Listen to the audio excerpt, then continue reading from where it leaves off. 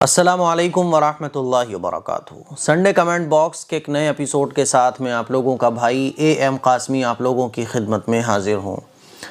جلد ہی آپ لوگوں کے لیے جو مہمان خانہ گیسٹ ہاؤس ریڈی کرایا جا رہا تھا وہ ریڈی ہونے والا ہے، اور اب آپ لوگوں کو جلد ہی میں فیروز آباد آنے کی دعوت دوں گا کہ جو حضرات مجھ سے فیروز آباد آ کر ملنا چاہتے ہیں وہ بالکل بے فکر ہو کر اپنی فیملی کے ساتھ آ سکیں گے۔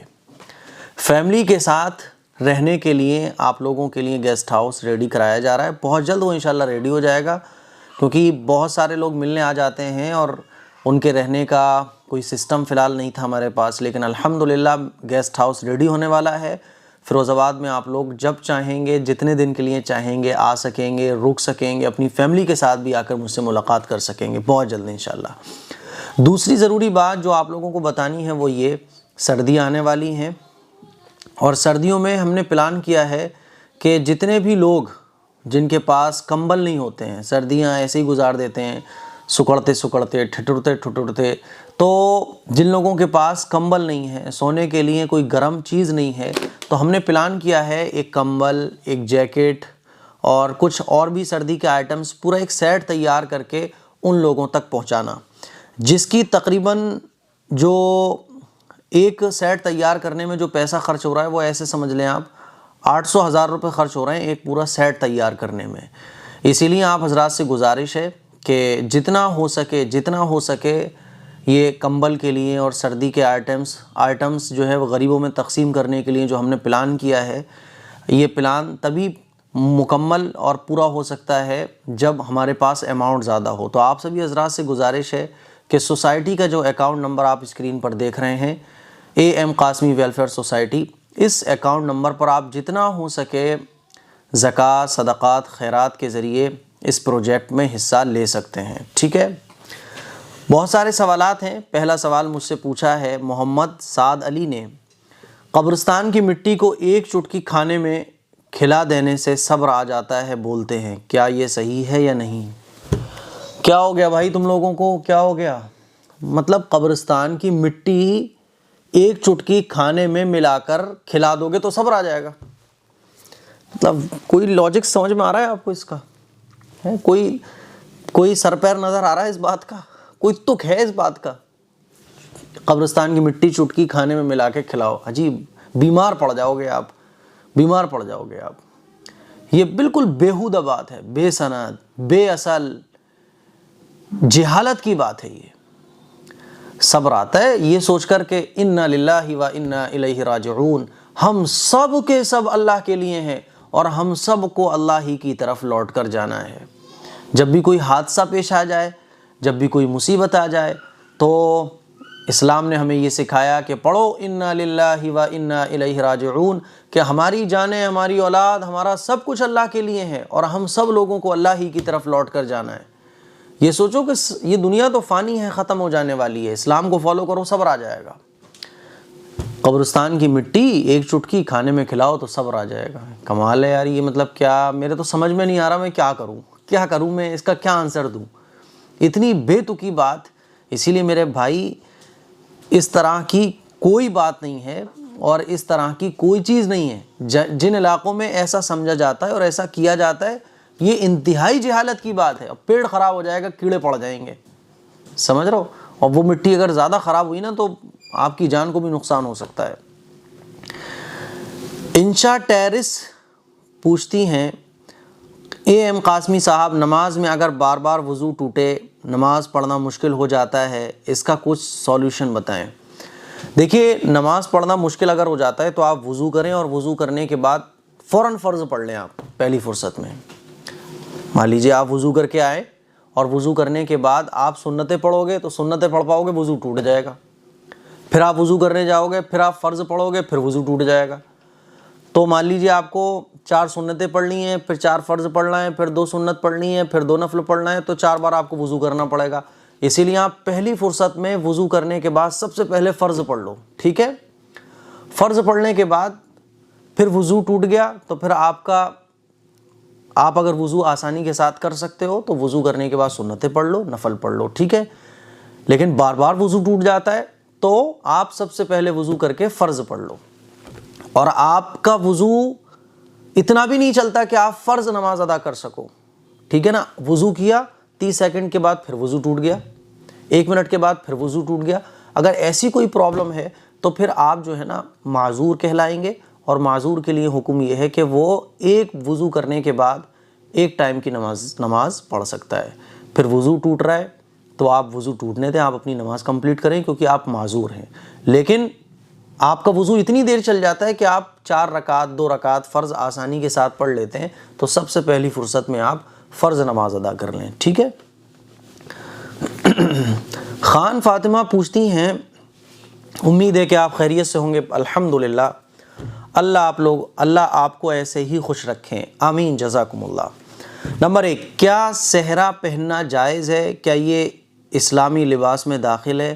دیکھو، صحرا یوں کر کے وہ صحرا آگے رکھ جاتا ہے، پھولوں سے بنا ہوا ہے نا، اور بڑا بھاری بھرکم بھی صحرے آتے ہیں، یہ مسلمانوں کا طریقہ نہیں ہے، یہ غیر مسلموں کا طریقہ ہے۔ ان کے ہاں یہ سب چلا کرتی تھی رسمیں، اور ہم چونکہ انہی کے ساتھ انڈیا میں رہتے ہیں تو یہ ہمارے اندر بھی یہ ساری چیزیں آ گئی۔ اسلام میں یہ چیزیں نہیں ہیں، ٹھیک ہے۔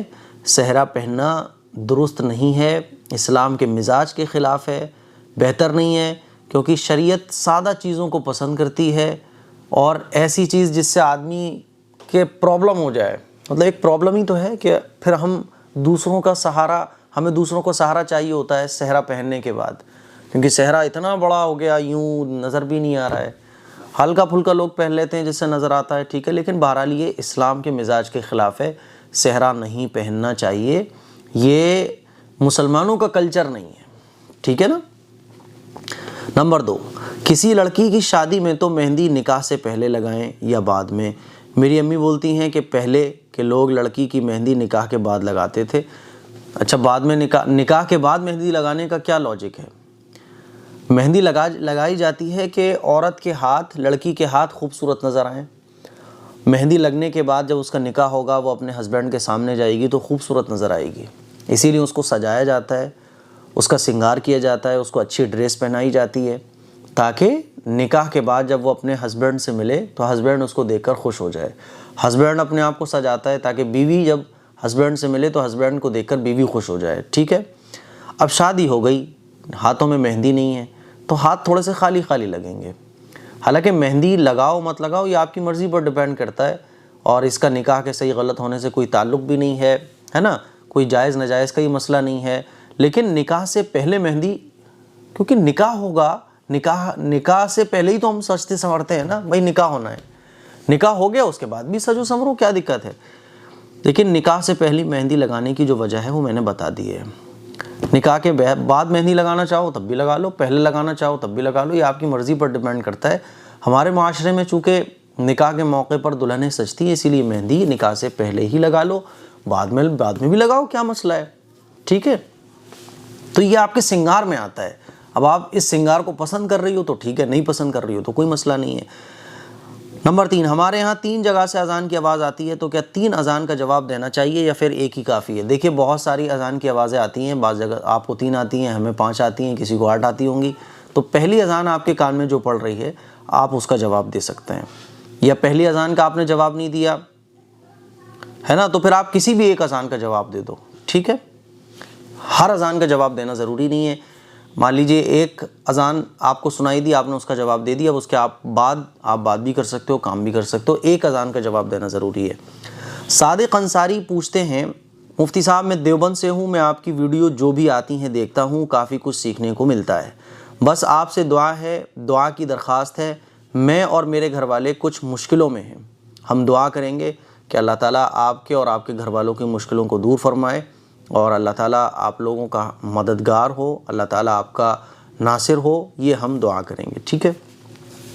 تبسم خان پوچھتی ہیں، مفتی صاحب میں آپ کی ویڈیو بہت پہلے سے دیکھتی ہوں، 3 ایئرس سے میرے گھر میں سب دیکھتے ہیں، آپ کی کلپ امی ابو بھائی جان میرے بھیا ہی آپ کی ویڈیو دیکھنے کو بولے تھے، جزاکم اللہ، اچھی بات ہے، مجھے بہت زیادہ خوشی ہوتی ہے، اور یہ سب کچھ میرا نہیں ہے، یہ اللہ کا کرم ہے، یہ اللہ کا فضل ہے، یہ اللہ کا انعام ہے، اللہ جب چاہے جس سے چاہے اپنے دین کا کام لے سکتا ہے۔ اللہ نے میرے جیسے گنہگار کو قبول کیا اپنے دین کے لیے، تو یہ میرے لیے بڑی سعادت اور خوش قسمتی کی بات ہے۔ مجھے بہت زیادہ خوشی ہوتی ہے کہ جس گھر میں بھی میں جاتا ہوں، الحمدللہ اللہ کا شکر ہے کہ جو لوگ یوٹیوب پر دین کی ویڈیوز دیکھنے والے ہیں انہوں نے مجھے ضرور دیکھا ہوا ہوتا ہے، ضرور دیکھا ہوا ہوتا ہے۔ شاید ہی ایسا کوئی گھر ہو جو دین سے تعلق رکھتا ہو اور مجھے نہ جانتا ہو۔ یہ اللہ کا بہت بڑا فضل اور انعام ہے۔ میری امی ڈیلی صبح نماز پڑھ کے پہلے آپ کا ویڈیو دیکھتی ہیں۔ ہاں، تو امی سے ہمارا سلام کہیے گا، اپنی امی سے ہمارا سلام کہیے گا، اپنے بھائی جان سے، اپنے ابو سے، ہے نا، اور جتنی بھی آپ کے فیملی ممبرس ہیں سب سے سلام کہیے گا، اور ان سے کہیے گا کہ ہم آپ کے ہی ہیں، جب چاہیں آپ بات کر سکتے ہیں، جب چاہیں بلا سکتے ہیں۔ مجھے جیسے آپ کو میرے سے بات کر کے اچھا لگے گا، ایسے ہی مجھے بھی آپ سے بات کر کے اچھا لگے گا۔ سب سے پہلے آپ کا ویڈیو دیکھتی ہیں اور ساتھ میں ہم سب دیکھتے ہیں، جزاکم اللہ۔ آپ کے ویڈیو کا انتظار رہتا ہے، ہم سب کو الحمدللہ بہت کچھ سیکھا ہے ہم سب نے آپ سے، جزاک اللہ۔ میں بہار سے ویلیج داور چھپرا سے ہوں، یہ خواہش ہے کہ ہم سب آپ سے کبھی ملیں۔ میری بھی یہ خواہش ہے کہ میں آپ سے ملوں، اور اللہ نے چاہا تو کبھی ضرور ملیں گے۔ آپ جب ہمارا گیسٹ ہاؤس تیار ہو جائے گا فیروز آباد میں، تو آپ جب چاہیں فیروز آباد میں آ سکتے ہیں، ٹھیک ہے، اور آپ مجھے جب چاہیں بلا سکتے ہیں۔ آپ کی اسٹوڈنٹ اور بہن، اللہ تعالیٰ آپ کو ہمیشہ خوش رکھے، آمین۔ انشاءاللہ میری کمنٹ آپ تک پہنچ جائے، خوشی ہوگی ہمیں۔ مجھے بھی بہت زیادہ خوشی ہوئی کہ آپ کا کمنٹ مجھ تک پہنچ گیا۔ ایڈمن میرا سمجھدار ہو گیا، وہ جانتا ہے کہ کس کا کمنٹ پہنچانا ہے۔ اچھا، رضوان سیفی کہتے ہیں، مفتی صاحب السلام علیکم، اچھا لگا کہ آپ نے میرا کمنٹس لے لیا، اور آپ جب بھی دہلی آئیں تو اطلاع کر دیں، کیونکہ ہم دہلی میں رہتے ہیں اور ہم سب آپ سے ملنا چاہتے ہیں۔ پتہ نہیں وہ کون سا خوش نصیب دن ہوگا جب آپ سے ملاقات ہوگی۔ رضوان سیفی صاحب، آپ مجھے میل کیجئے گا اپنا نمبر askam.qasmi@gmail.com پر اپنا نمبر مجھے سینڈ کیجئے گا۔ دہلی تو میں جاتا رہتا ہوں، دہلی تو میرا یہ رکھا ہے نا قریب میں، تو میں دہلی تو جاتا رہتا ہوں، اور جتنے بھی لوگ مجھ سے ملنا چاہتے ہیں آپ سب لوگوں کو جمع کر لیجئے گا۔ میں انشاءاللہ جہاں آپ کہیں گے وہاں جاؤں گا، ٹھیک ہے، ورنہ میں آپ کو بلا لوں گا۔ فریدہ شیخ کہتی ہیں، حضرت میں بڑودہ سے۔ فریدہ شیخ، میں نے پہلے بھی سوال کیا، جانتی ہوں آپ سبھی کے جواب نہیں دے سکتے، پر مجھے امید ہے مجھے جواب ملے گا۔ میرا سوال ہے، کیا پرانے کپڑے جلانے سے گھر سے برکتیں چلی جاتی ہیں؟ دیکھو، پرانے کپڑے جلانے کے قابل ہیں تو آپ جلا دو، انہیں کوئی مسئلہ نہیں ہے۔ پرانے کپڑے اگر اس قابل ہیں کہ ان سے کوئی پونچھے کا کام لیا جائے یا کوئی چیز صاف صفائی کے لیے ان کو پھاڑ کے استعمال کیے جا سکتے ہیں تو وہ بھی آپ استعمال کر سکتی ہیں۔ لیکن اگر پرانے کپڑے ایسے ہیں جو اچھے خاصے ہیں، آپ ان کو جلائیں گی تو وہ بیکار ہے ان کو جلانا۔ آپ ان کو پھاڑ کے کوئی اور کام لے تو یہ بھی بیکار ہے، کیونکہ وہ اس قابل کے کپڑے ہیں کہ کوئی دوسرا ان کو پہن سکتا ہے۔ تو پھر آپ کو چاہیے کہ وہ کپڑے آپ کسی غریب کو دے دیں، کسی یتیم کو دے دیں، کسی مفلس کو دے دیں، کسی بھی ایسے شخص کو دے دیں، کسی بھی ایسے بچے یا عورت کو دے دیں جو اس کو استعمال کر لے، ہے نا، کیونکہ حدیث شریف میں اس کی بہت زیادہ فضیلت آئی ہے کہ کسی بے سہارا کو سہارا دینا، جس کے پاس کپڑے نہیں ہیں پہننے کو اس کو کپڑے دینا، اس کی بہت زیادہ فضیلت ہے۔ جب تک اس کے بدن پر کپڑا رہتا ہے اللہ تعالیٰ ہمارے لیے جنت میں اونچے مقام بلند کرتا رہتا ہے، اللہ تعالیٰ کا فضل ہمارے اوپر رہتا ہے۔ اسی لیے بہتر یہ ہے کہ کپڑوں کو جلایا نہ جائے اگر وہ اس قابل ہیں کہ ان کو کوئی اور پہن سکتا ہے، اور اگر وہ اس قابل نہیں ہے، بہت زیادہ پھٹ گئے، بہت زیادہ خراب ہو گئے، تو آپ جلا بھی سکتی ہیں، کوئی مسئلہ نہیں ہے، ٹھیک ہے۔ اس کا کپڑوں کا برکت سے تعلق ہے۔ برکت کا تعلق کب ہے؟ جب آپ اپنے کپڑا کسی ایسے بندے کو پہنا دیں کہ جس کو کپڑے کی ضرورت ہے، تو گھر میں برکت آئے گی، ٹھیک ہے۔ اور اگر آپ جلا دو گی تو اچھی چیز نہیں ہے، لیکن بے برکتی گھر میں پھر بھی نہیں آئے گی، کیونکہ آپ مالک ہو، جو چاہو آپ اس کا کر سکتی ہو، کوئی مسئلہ نہیں ہے، لیکن بہتر وہی ہے جو میں نے بتا دیا، ٹھیک ہے۔ ہاں، اگر ایسا پھٹا پرانا کپڑا ہے جو کوئی دوسرا پہن ہی نہیں سکتا ہے تو آپ اس کو جلا دو، کچھ بھی کر لو۔ ریحان احمد پوچھتے ہیں، اسکول میں جو پریئر ہوتی ہے کیا ہم کر سکتے ہیں؟ دیکھیں بھائی، اسکول میں پریئر طرح طرح کی ہوتی ہیں، بہت سارے ٹائپس ہوتے ہیں پریئر کے۔ کوئی اگر ایسی پریئر ہے جو غیر مسلموں کی ہے، جس میں بھگوان سے مانگا جا رہا ہے یا گاڈ سے مانگا جا رہا ہے، حضرت عیسیٰ علیہ السلام سے مانگا جا رہا ہے، جیسے کرسچن کے اسکول ہوتے ہیں تو اس میں عیسائی جو ہیں وہ حضرت عیسیٰ علیہ السلام کو گاڈ کہتے ہیں، غیر مسلموں کے اسکول ہوتے ہیں تو وہ بھگوان کہتے ہیں۔ تو جو مذہبی چیزیں ہیں اور اس میں اللہ کے علاوہ غیر اللہ سے مانگا جا رہا ہے، غیر اللہ کو بھگوان بتایا جا رہا ہے، اللہ بتایا جا رہا ہے، تو ایسی پریئر میں شرکت نہیں کرنا چاہیے، اور ایسے اسکولس میں بھی ہمیں اپنے بچوں کو تعلیم نہیں دلانا چاہیے، یا اگر دلانے کی ضرورت پڑے تو آپ پہلے ہی کہہ دو بھائی بچہ ہمارا پریئر میں شریک نہیں ہو سکتا۔ اور جو مسلم اسکول ہیں تو اس میں الگ الگ طرح سے پریئر ہوتی ہے، جیسے لب پہ آتی ہے دعا پڑھ کے، یہ ایک حمد ہے، یہ پڑھی جاتی ہے۔ اسی طرح سے بعض لوگ شروع میں قرآن کی آیتیں پھر اس کے بعد کوئی نعت وغیرہ پڑھتے ہیں۔ تو جو ایسی پریئر ہیں جس میں کفر اور شرکیہ چیزیں نہیں ہیں تو اس پریئر میں آپ شامل ہو سکتے ہیں۔ انشو چودھری پوچھتے ہیں مفتی صاحب میرا نام انشو چودھری ہے، میں مسلم ذات سے ہوں، مسلم سے ہندو نام بتاتے ہیں، مسلم اسے ہندو نام بتاتے ہیں، میں مسلمان ہوں، وہ کہتے ہیں تم بخشے نہیں جاؤ گے، کیا مجھے نام بدلنا ہوگا؟ میری زندگی میں کچھ بھی اچھا نہیں ہو رہا ہے، تو کیا یہ میرے نام کی وجہ سے ہے؟ آپ نمازیں نہیں پڑھتے ہوگے، آپ حرام حلال میں فرق نہیں کرتے ہوگے، آپ اسلام پر کم عمل کرتے ہوگے، ٹھیک ہے؟ اسی لیے آپ کو چاہیے کہ آپ 5 وقت کی نمازوں کا اہتمام کریں، جو بڑے بڑے گناہ ہیں، جو حرام گناہ ہیں ان سے بچیں، ٹھیک ہے؟ اللہ سے دعا کریں، اللہ کے سامنے رونے کی عادت بنائیں، تو انشاءاللہ جتنی بھی پرابلم ہے وہ آپ کی زندگی سے ختم ہو جائیں گی۔ رہی بات نام کی، انشو چودھری، یہ بالکل صحیح بات ہے، یہ غیر مسلموں کا نام ہے، یہ مسلم نیم نہیں ہے۔ بہتر یہ ہے کہ ہمارا نام بھی مسلم نیم ہونا چاہیے، یہ بہتر ہے، ٹھیک ہے؟ اسی لیے آپ کوئی اچھا سا نام رکھ لو، ابو بکر نام رکھ لو، آپ ابو بکر نام رکھ لو، سفیان نام رکھ لو، ہے نا، علی نام رکھ لو، یہ جو ہے اسد اللہ نام رکھ لو۔ تو یہ جتنے بھی نام میں نے بتائے ہیں اس میں سے آپ جو نام چاہو وہ رکھ سکتے ہو۔ انشو چودھری یہ غیر مسلموں کا نام ہوتا ہے، مسلمانوں کو نہیں ہوتا۔ آپ کو چاہیے آپ اپنا نام چینج کر لو، جب مسلمان ہو تو نام ایسا کیوں رکھے ہو جس سے لگ رہا ہے کہ صاحب آپ غیر مسلم ہو؟ خدا نخواستہ بھی آپ کا کہیں کسی ایسے علاقے میں انتقال ہو جائے، کیونکہ موت کا تو کچھ بھروسہ نہیں ہے نا۔ ہم بس میں سفر کر رہے ہیں، کچھ نہیں پتہ کہ ہم گھر پہنچ بھی پائیں گے نہیں پہنچ پائیں گے۔ ہم بائک سے گھر سے نکلے، کچھ پتہ نہیں ہے کہ ہم اپنا کام پورا کر کے واپس آ بھی پائیں گے یا نہیں آ پائیں گے، کچھ نہیں پتہ ہے نا۔ تو خدا نخواستہ کوئی حادثہ پیش آ جائے اور ہم ایسے علاقے میں ہوں جہاں کوئی بھی نہ ہو، غیر مسلموں کی آبادی ہو، تو ہمارے آدھار کارڈ کے ذریعے اور سب انشو چودھری لکھا ہوگا، سب یہ سمجھیں گے یہ تو غیر مسلم ہے، اور ہمارا کریہ کرم ویسے ہی کر دیا جائے گا۔ اسی لیے بہتر یہ ہے کہ آپ اپنا نام مسلم نیم رکھو۔ سرفراز خان کہتے ہیں جناب میں آپ کا بہت بڑا مرید ہوں، میں نے آپ سے بہت کچھ سیکھا ہے، اللہ آپ کو لمبی عمر دے۔ جزاکم اللہ واحسن الجزا سرفراز خان، میں بھی اللہ تعالیٰ سے دعا کرتا ہوں کہ اللہ تعالیٰ آپ کو دنیا اور آخرت کی بھلائیاں اور عافیت عطا فرمائے۔ آئی قریشی پوچھتے ہیں قاسمی صاحب مجھے ابھی کچھ وقت پہلے پتہ چلا ہے کہ کوئی شیخ یا خان یا پٹھان جو سرنیم ہوتا ہے، یہ لوگ کسی سید گھرانے کی بیٹی سے نکاح نہیں کر سکتے۔ ایسا نہیں ہے، ایک مسلمان کا دوسرے مسلمان سے نکاح ہو سکتا ہے، ایک مسلمان کا دوسرے مسلمان سے نکاح ہو سکتا ہے، پھر وہ مسلمان چاہے سید ہو، لڑکی سید ہے، لڑکا پٹھان ہے یا کچھ اور ہے، دونوں مسلم ہیں تو مسلمان کا دوسرے مسلمان سے نکاح ہو سکتا ہے۔ میں نے آپ کو پہلے بھی بتایا تھا کہ برادریاں جو ہوتی ہیں وہ پہچان کے لیے ہوتی ہیں، اور ایسا نہیں ہوتا کہ کسی ایک برادری کا دوسری برادری سے نکاح نہ ہو سکتا ہو۔ لڑکا سید ہے، لڑکی کچھ اور ہے، نکاح ہو جائے گا، شرط یہی ہے کہ مسلمان ہونا چاہیے۔ ذاکر شیخ پوچھتے ہیں مفتی صاحب نکاح میں پیسے کا مہر کے بجائے درود شریف پڑھ کے مہر دینا جائز ہے پلیز؟ دیکھیں بھائی، مہر میں پیسہ ہی ہونا چاہیے، گولڈ رکھ لو، آپ سلور رکھ لو، پیسہ رکھ لو، ٹھیک ہے؟ اب درود شریف دیکھو، دین کی قدر آج کل لوگوں میں ہے نہیں ہے، سب کو پیسے کی قدر ہے، اسی لیے مہر میں پیسہ ہی رکھنا چاہیے۔ ہاں کوئی بھائی بہت بڑا دیندار ہے تو بعض علماء نے کہا ہے کہ ٹھیک ہے قرآن مجید کو سیکھنا سکھانا ہے نا، یا دین پر عمل کرنا، یہ بھی مہر میں شرط لگا کے رکھا جا سکتا ہے، لیکن بہرحال مہر میں پیسے کے بجائے درود شریف پڑھ کے مہر دینا یہ درست نہیں ہے، یہ صحیح ہے، یہ تھوڑا سا ٹھیک نہیں ہے۔ آپ مہر میں زیور رکھو یا پیسہ رکھو، مہر میں درود شریف پڑھ کے مہر دینا یہ مہر نہیں ہوگا۔ عارف شیخ پوچھتے ہیں مفتی صاحب میں 3 سال سے آپ کی ویڈیو دیکھ رہی ہوں۔ اچھا، آپ تو اولڈ از گولڈ ہو۔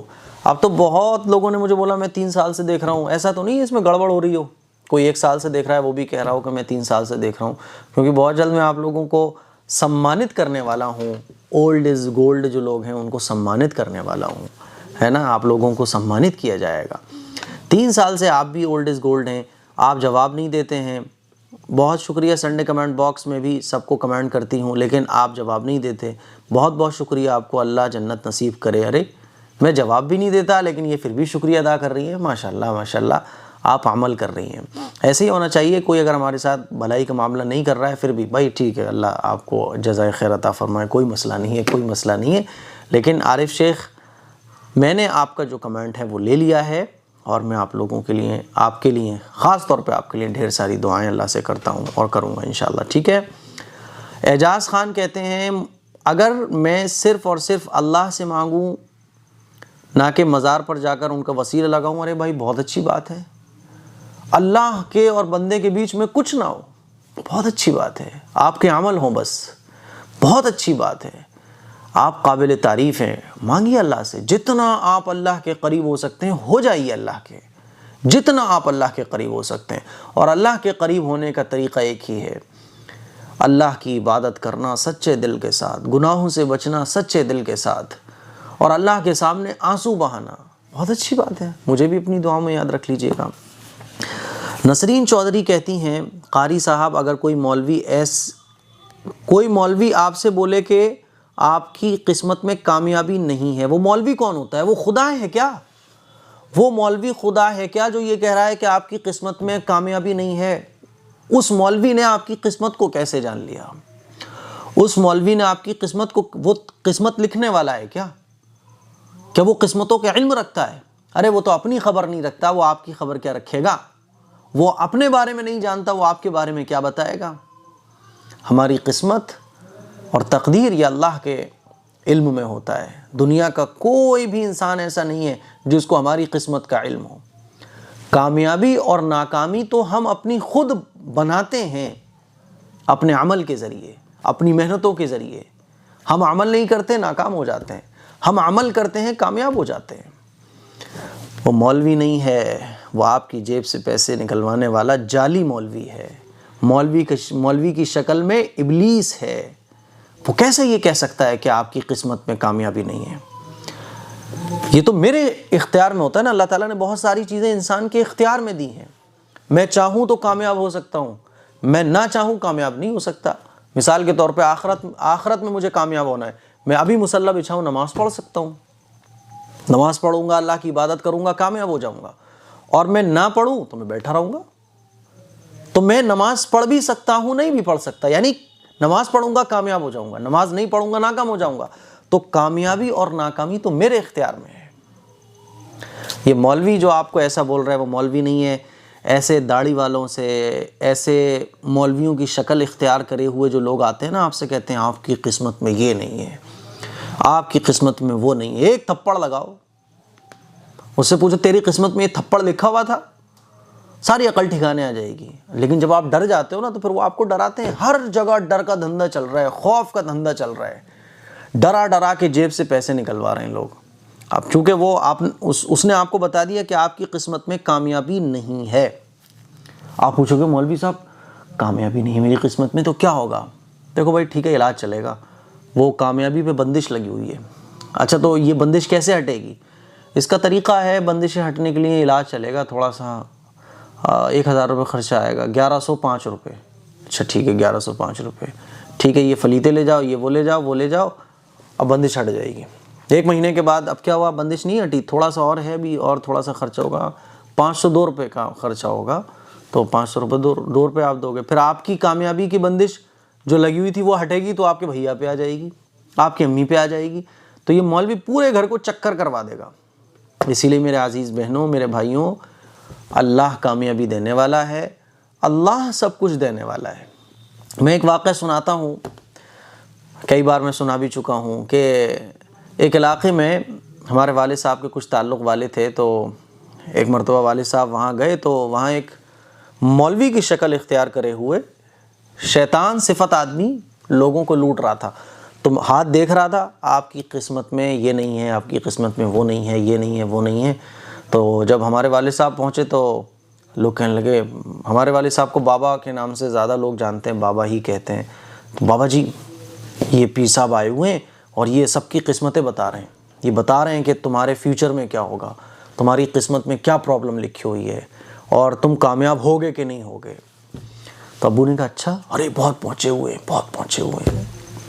پیسے لے رہا تھا، وہ سب کی قسمتیں بتا رہا تھا اور پیسے لے رہا تھا، سب کی ہاتھوں کی لکیریں دیکھ دیکھ کے بتا رہا تھا، پیسے لے رہا تھا۔ تو ہمارے والد صاحب اس کے سامنے گئے اور والد صاحب نے پوچھا بابا جی آپ مطلب بتا دیتے ہیں یہ ہے وہ ہے، پیر صاحب آپ بتا دیتے ہیں؟ اس نے بولا ہاں میں سب بتا دیتا ہوں، یہ ہے وہ، تھوڑا سا اور ایکشن مارنے لگا۔ تو ہمارے والد صاحب جو ہے نا وہ اتنے اونچے اونچے تھوڑا سا لانگ شوز پہنتے ہیں، لانگ شو پہنتے ہیں وہ، تو انہوں نے وہ لانگ شو اتارا اور اس پیر کے سامنے رکھا۔ پیر دیکھ رہا ہے کہ بھئی یہ کیا ہو رہا ہے۔ تو ہمارے والد صاحب نے کہا پیر صاحب آپ میرے بارے میں نہ بتائیں، آپ اپنے بارے میں بتائیں۔ تو وہ بولا کیا؟ اب سب لوگ دیکھ رہے ہیں، سب لوگ دیکھ رہے ہیں۔ تو جوتا اتار کے، لانگ شو اتار کے اس کے سامنے والد صاحب نے رکھا اور یہ کہا اب یہ بتاؤ پیر صاحب یہ جوتا آپ کے سر پہ پڑے گا یا نہیں پڑے گا؟ تم یہ بتا دو، بس اپنے بارے میں بتاؤ، تم ابھی تک تو تم نے سب کے بارے میں بتایا، اب یہ بتاؤ یہ شو، یہ جوتا تمہارے سر پہ پڑے گا یا نہیں پڑے گا؟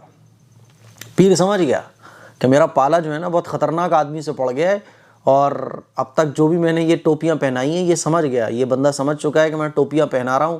تو فوراً اسی وقت اس نے ابو کے پیر پکڑ لیے، والد صاحب کے ہمارے پیر پکڑ لیے، کہنے لگا غلطی ہو گئی معاف کر دو، غلطی ہو گئی معاف کر دو۔ اس نے یہ نہیں کہا کہ ایسا نہیں ویسا نہیں، صفائی نہیں دی، کیونکہ وہ سمجھ گیا، جیسے چور سمجھ جاتا ہے نا کہ پولیس والے نے مجھے پہچان لیا میں بچوں گا نہیں، تو اس نے پیر پکڑ لیے، اور جتنے لوگوں سے اس نے پیسے لیے تھے سارے لوگوں کے پیسے اس نے واپس کیے، اور سب کے پیسے واپس کرنے کے بعد سب سے معافی مانگی، توبہ کی، اور یہ کہہ کر گیا کہ آج کے بعد میں یہاں نہیں آؤں گا۔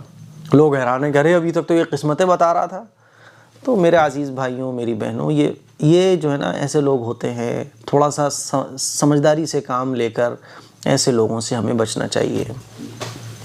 تو وہ مولوی نہیں ہے، وہ مولوی کی شکل میں کوئی چھپا ہوا نالائق قسم کا شیطان آدمی ہوگا، آپ کی قسمت میں کامیابی نہیں ہے۔ بھائی قسمت تو ہم خود اپنی بناتے ہیں اپنے عمل سے۔ تو مجھے امید ہے اچھے سے سمجھ آ گیا ہوگا آپ لوگوں کو۔ اب جو ہے نا بہت سارے ایسے لوگ جو تعویذ دیتے ہیں، ٹوپیاں پہناتے ہیں، وہ میرے سے ناراض ہو جاتے ہیں۔ تو بھائی ناراض ہو جاؤ، مجھے تو اللہ کو راضی کرنا ہے۔ اسلامک کوشچن اینڈ آنسر، کیا آپ سنی ہو؟ میرے کہنے کا مطلب ہے مسلک اعلیٰ حضرت کو مانتے ہو؟ دیکھو بھائی میں سنی ہوں اور میں مسلک محمد صلی اللہ علیہ وسلم کو فالو کرتا ہوں۔ میں امام ابو حنیفہ رحمۃ اللہ علیہ کے مسلک کو فالو کرتا ہوں، اور اعلیٰ حضرت کی میں ریسپیکٹ کرتا ہوں اور ان کے لیے دعا کرتا ہوں، ٹھیک ہے، بہت بڑے عالم دین تھے، ٹھیک ہے، تو فالو کرتا ہوں، اس میں کیا مسئلہ ہے؟ لیکن آپ بولو کہ بھائی اب چونکہ مسلک اعلیٰ حضرت پہ جب میں آؤں گا تو مسلک اعلیٰ حضرت میں بھی 4 گروپ ہیں، دعوت اسلامی، سنت دعوت اسلامی اور فلاں فلاں، ہے نا، تو اس میں بھی 4 مسلک ہیں۔ پھر میں بولوں کہ ہاں میں مسلک اعلیٰ حضرت کو تو مانتا ہوں، تو پھر یہ 4 مسلک میں آ جاؤ گے، بھائی ان 4 میں سے آپ کس کو مانتے ہو؟ کیونکہ ان 4 میں سے ایک دوسرے کو سب غلط کہتے ہیں۔ اسی لیے بھائی یہ مجھے ٹینشن بازیاں بالکل پسند نہیں ہیں، ٹھیک ہے، اس طرح کے سوال نہ پوچھا کریں آپ لوگ۔ محمد نور کہتے ہیں مفتی صاحب اللہ آپ کو خیر و عافیت سے رکھے، ہر بار کمنٹ کرتی ہوں اور سنڈے کمنٹ باکس کا انتظار کرتی ہوں، پر آپ کے ایڈمن صاحب میرا سوال نہیں لیتے، انہوں نے لے لیا، اب اس بار امید کرتی ہوں سنڈے کمنٹ باکس میں میرا سوال لیں گے۔ میرا سوال ہے نمبر 1، اگر نئے گھر میں کوئی وہم ہونے لگے یا پھر ڈر لگے تو کیا موبائل میں 40 دن تک قرآن کی آیت لگا کر رکھنا کیسا ہے؟ نو پرابلم، آپ قرآن کی تلاوت موبائل میں لگا سکتے ہیں، لیکن بہتر یہ ہے آپ خود بھی قرآن مجید پڑھیے، فجر کی نماز کا اہتمام کریں، فجر کی نماز پڑھنے کے بعد سورہ بقرہ کی تلاوت کریں بلند آواز سے اپنے گھر میں، سارا جو ڈر ور ہے وہ ختم ہو جائے گا، اور جو وہم ہے وہ تو آپ کو خود ختم کرنا پڑے گا۔ جتنا آپ ڈر لگاؤ گے اتنا ڈر لگے گا، اور جتنا ڈر کو ختم کرو گے ڈر ختم ہوگا۔ یہ آپ کے اوپر ڈیپینڈ کرتا ہے، وہم کو ختم کرنے کی کوشش کرو گے وہم ختم ہو جائے گا، اور جتنا وہم کو لگاؤ گے وہم لگتا رہے گا۔ اسی لیے ڈر کو ختم کرنے کے لیے ڈر کے آگے جیت ہے، ڈر کے آگے جیت ہے، ڈر سے آگے بڑھو، ڈر مت لگاؤ، یہ سوچو اللہ میرے ساتھ ہے، ٹھیک ہے، اور فجر کی نماز کے بعد سورہ واقعہ کی تلاوت کریں۔ نمبر 2، میرا دل بہت کمزور ہے، کوئی حادثہ سن لے تو بہت گھبراہٹ ہونے لگتی ہے، کئی سال سے بہت پریشان ہے۔ جی ہوتا ہے، بعض لوگوں کا دل کمزور ہوتا ہے، آپ جو ہے میوہ وغیرہ کھائیں جیسے انجیر ہے، اور بھی دل کو طاقت دینے والی چیزیں کھائیں، اس کے علاوہ آپ اللہ سے دعا کریں کہ اللہ تعالیٰ میرے دل کو مضبوط کر دے، ٹھیک ہے، اللہ تعالیٰ سے دعا کریں، اللہ تعالیٰ سے یہ دعا کریں کہ اللہ تعالیٰ میرے دل کو مضبوط کر دے، اللہ تعالیٰ مجھے ہمت دے، مجھے حادثوں کو برداشت کرنے کی طاقت دے، ٹھیک ہے، قرآن مجید کا اہتمام کریں تو انشاءاللہ ہو جائے گا دل مضبوط۔ ٹھیک ہے، یہ سوچا کریں کہ یہ دنیا تو ختم ہو جانے والی ہے، یہ دنیا ختم ہو جانے والی ہے، آخرت اصل ہے، اس دنیا کے اندر تو یہ سب ہونا ہے، دنیا میں دل نہ لگائیں، آخرت کے بارے میں سوچیں، ٹھیک ہے، اور جتنا ہو سکے عبادتوں کا اہتمام کریں، حرام چیزوں سے بچیں تو انشاءاللہ دل مضبوط ہو جائے گا۔ نمبر 3، آپ اللہ سے دعا کریں کہ اللہ میرے شوہر کو اس قابل بنا دے کہ وہ اپنے پریوار کا خرچہ خود اٹھائیں، ان کی ضروریات کو پورا کریں، کسی کی محتاج نہ رہیں۔ جی بالکل میں دعا کروں گا، آپ بھی اللہ تعالیٰ سے دعا کریں، اور اللہ تعالیٰ سے جو ہے آپ دعا کیا کریں کہ اللہ تعالیٰ ہمارے لیے خیر کے فیصلے فرما دے، اللہ تعالیٰ ہمارے لیے خیر کے فیصلے فرما دے۔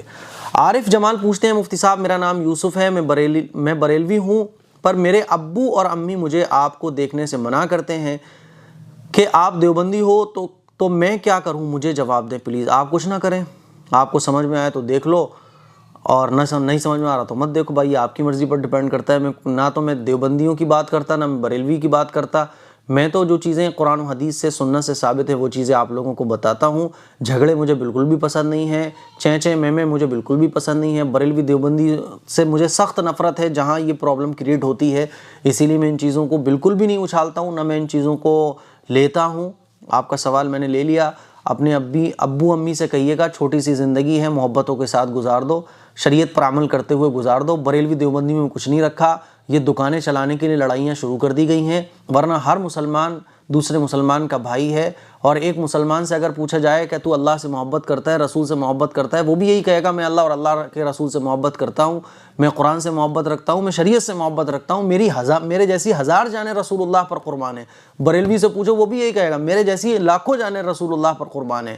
پتہ یہ چلا کہ یہ دکانوں کا سلسلہ چل رہا ہے، ورنہ مسلمان کو تو بس اللہ اور اللہ کے رسول کی تعلیمات کو فالو کرنے سے مطلب ہے، اسی لیے جھگڑنے کی کوئی ضرورت نہیں ہے۔ میں بھی وہی ساری چیزیں آپ لوگوں کو بتاتا ہوں، سنت کے خلاف جتنی بھی چیزیں میں اس کا بائیکاٹ کرتا ہوں، اور جو چیزیں سنت سے ثابت ہیں وہ چیزیں میں آپ کو بتاتا ہوں۔